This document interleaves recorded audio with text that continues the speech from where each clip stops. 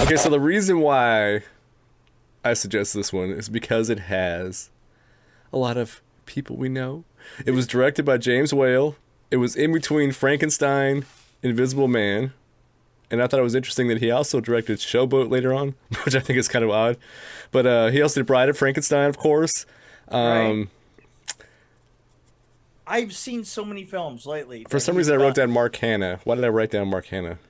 Well, it, let me get into this Well, then. let me tell you that. Wait, hold on. Okay, Let me tell you the what it's about. So the it's basically about a bunch of synopsis. people that get stuck in a Synopsis. storm, and they go into a kind of a old castle that looks very familiar. And there's a lot of bizarre things that happen while they're there. Uh, have a potato. Have a potato. That's the highlight for me. Anyway, so go ahead. I want to hear you enthrall me with your 411 or your opinion or whatever. Well, Vincent Price was in this, right? Yeah, no. This No. was 1932. James Whale. We're talking about like pre-Frankenstein. Boris Karloff. Boris Karloff. And why the was he in this movie? And I have to tell you something. Here's the weird thing about Boris Karloff in this movie is he is absolutely the saving grace for every scene that he was in. I don't He think it was necessary. he wasn't necessary, but he was the only thing that you looked at when Yeah, I looked at him, but then I was like, why the the thing hell is is he in this movie? Oh, do you know why? It's because he and James Whale had some kind of special relationship. well, But yeah, they did. I mean, they did, but here's the thing. I understand that his role was ridiculous. I mean, it was ancillary to everything that was going on, and yet still he was the most charismatic thing that happened every time he came on. You know? And that's the dichotomy of this film. Because the only thing that I really wanted to see in this film wasn't necessarily well written, and it was hardly in there long enough because I mean his total screen time had to be under 2 minutes. you didn't think, have a potato, have a potato. Well, you don't think that was a great line? And I I think that was the old guy. still, yeah, but Would you like some vinegar? the rest of it to me was such standard. It was like furniture for the period. Yeah. If you were a horror fan, I didn't for understand. I didn't actually understand any of it. I was like, what the hell is going on? And then I Well, didn't care. And then I was looking at Boris Karloff. I'm like, well, he shouldn't be in this movie. I don't know why I'm watching this. Why is he in the movie? Oh, James yeah, Whale and him had some kind of special thing. I don't know if it was that special, yeah, but it was special. it kind of had James Whale's twisted camera angles No, and it was creepy. So I kind of found it somewhat interesting the way they shot it. But the yes, babbling, the talking, I was like, what is happening? but the acting in it was Well, I couldn't even tell what they were talking about half the yeah time. I don't know if it yeah was the there was microphones or if I just didn't care. I was the like, what? thing is for the time it was held as a pretty decent film, uh which to me the thing is that film was done a million times and a million times better all through the 40s, all through the 50s, and all through the 60s. And when I said, well, was Vincent Price in this one? Because most of the good ones, or even halfway good ones, Had Vincent Vincent Price. Price was in. Well, I think what was done well in this was the stuff that was not related to acting. Like the sets were cool, obviously. The Yeah, yeah, tone, the tone that was set was perfect. The way they shot it right, was awesome. right. Boris Karloff was not even trying, and he was somewhat interesting.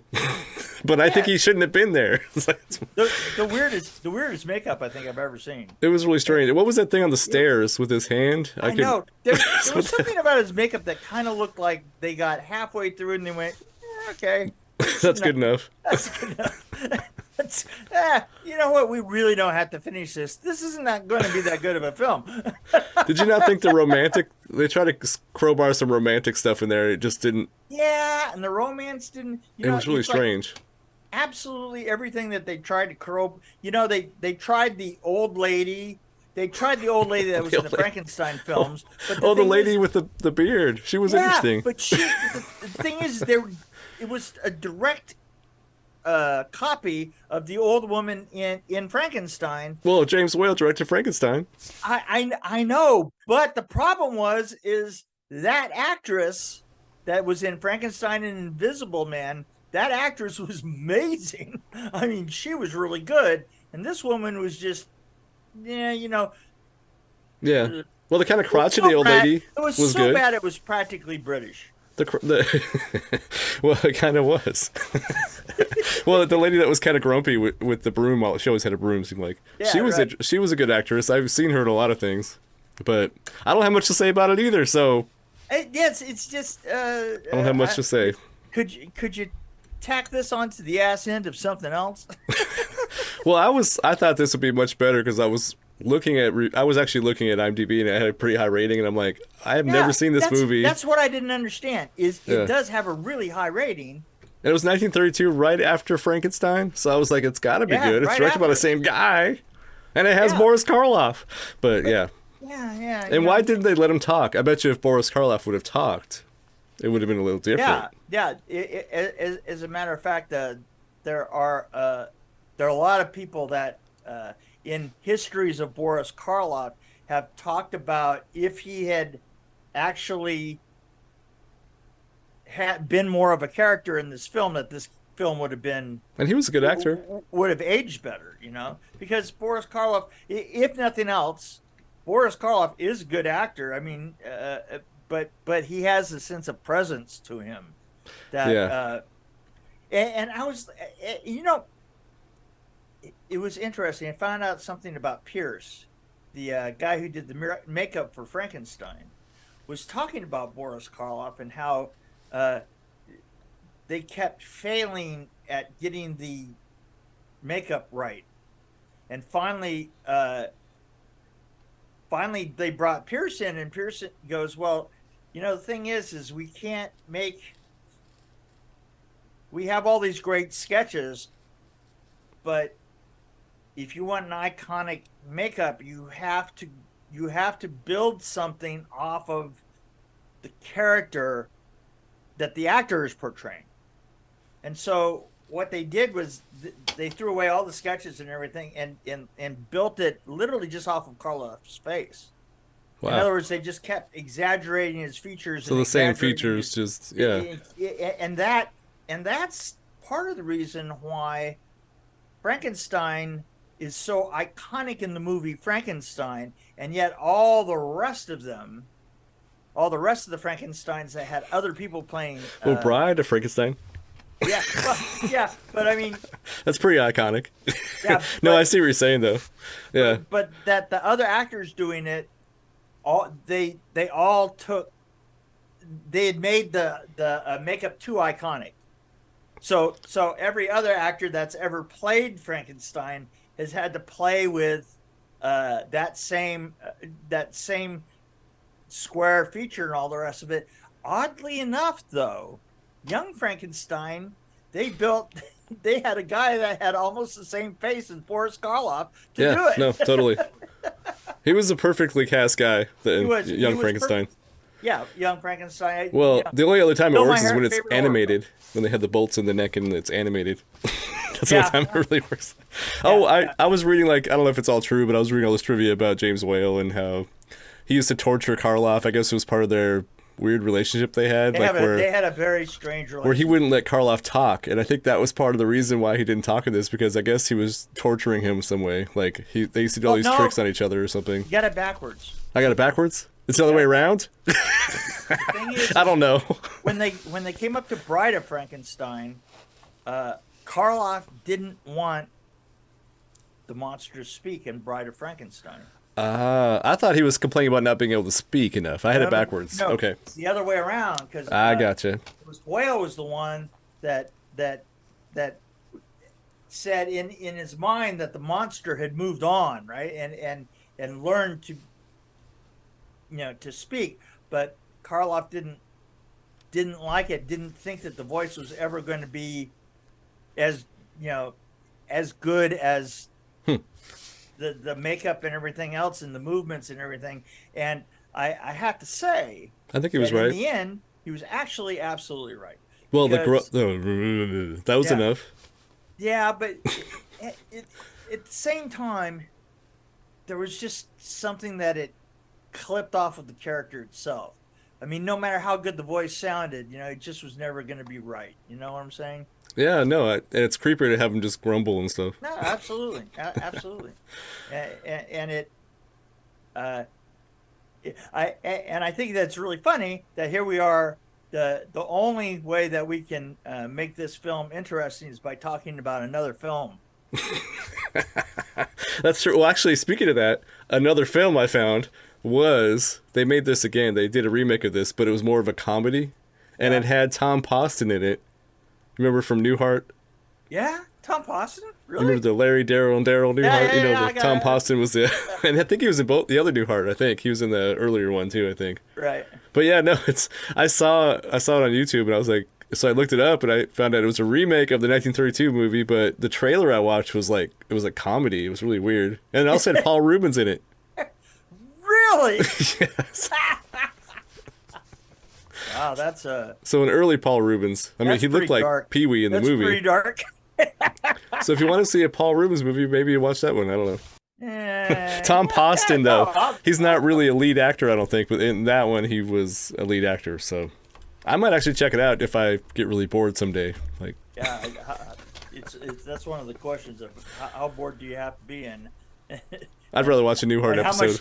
how much time you got? How much time you got? How bored you gonna be? Yeah, I'd rather watch a Bob Newhart episode or where he goes, Dick. Dick. I'm Larry. That's Larry. Larry. My that's brother Daryl. Daryl. And is Yeah, it my my other brother Daryl? My other brother. Larry. Well, he wasn't one of those guys. That's just how I associated him to Newhart. I was like, oh, I wait a got you. minute. I've seen that I got guy. you. Ping, ping, ping is what you're saying. Right. And then Mork and Mindy, Paul Rubens. I don't know how I got to Mork and Mindy, but I remember Yeah, him how'd being you in get Mork there? and Mindy. Did Because you- Paul Rubens was in Mork and Mindy. I don't know how much he was in it. Did you get there through Robin? What's his face? Oh, Robin. What was that guy's name? Why can't I not remember his name? We just Really, I watched can't- Night at the Museum, and he played Teddy Roosevelt. Robin right. Williams is who you're talking about, Okay. yes. Wow. I know his name. I knew it. You did there. I tried to play like I didn't know. You did, and My kids are and- obsessed with the Night at the Museum. In fact, I had to hide the DVD because... Oh, I cannot even tell you how many times between my son growing up and my grandkids and all my daughters growing up, and all, I can't tell you how many times I've seen that movie. That one- all the movies. And actually, I don't mind seeing... We always watch Charlie and Chocolate Factory with the good one, Gene Wilder. Oh, I was gonna say, And I don't mind seeing that. I can watch that not the endlessly. super creepy other one, right? No, I could actually have that on a loop, and I'd be fine just looking at it like it was art. Like Yeah, just, no, absolutely. You get to the other one, the one with Johnny Johnny Depp. Yes. Ooh, that's hard because you know the only thing I think of when I see it is that I keep thinking pedophile in training is the only thing for some reason that's the only thing that goes through my mind. It's like And then the okay. little French lounge singer, the guy that played the Oompa Loompas, he was a little creepy. So true. He played all of the Oompa Loompas, which is even creepier. Yeah. But no, there's a new Willy Wonka coming out. Oh, it's an origin story of Willy Wonka, right? Yeah, and it's got a fresh faced looking young man. Well, it's its origin. It's like All how I he have to say started. is good luck with that. I don't know. Yeah, I've seen the trailer. I have my doubts, but I had my doubts about this one. Going up against But all those suckers on the IMDb said, This is a great movie. You gotta watch it. and I'm like, no, it's not. No, that's wrong. Get another creepy old house film. If they got rid of half the cast, had a better screenplay, got rid of Boris Karloff, he doesn't need to be there. You could just have somebody else being creepy. I think it would have been better. There's an awful lot of films out there with Boris Karloff in it. And he is good when he's in speaking roles. I mean, I Yeah. have to say, he's a good actor. Well, I have to say that he's actually the best thing of that. It's just that it's almost like he came from another film. And there's one scene where he's on his stairs and something really strange happens with his arm. And I was like, what is going on? Yeah. I had to rewind it, and I still don't know what happened. So, whatever. Well, so I would rate this. To me, this was a complete waste of time, and I would rate it as a 1. It was pretty. They used the same sets that he had used before, obviously, and same cinematographer probably. I didn't look, but I would give it like a 2, maybe a 1.8. Trying to give him some credit. James Whale is pretty awesome, even when he's bad. James Whale is He's a unique guy. I didn't know he was openly gay back then. That was crazy. He was openly gay, and he was up against it too. In the 30s. That's crazy. Yeah. If you get a chance, you should. There was a film that was made about him that does not exactly put him in a great light. Oh, really? Gods and Monsters. Oh, okay. I think I've seen that, but it's been a long time. Yeah, you gotta check it out. It's interesting. It's interesting. That is interesting. You know, by the end of it, you go.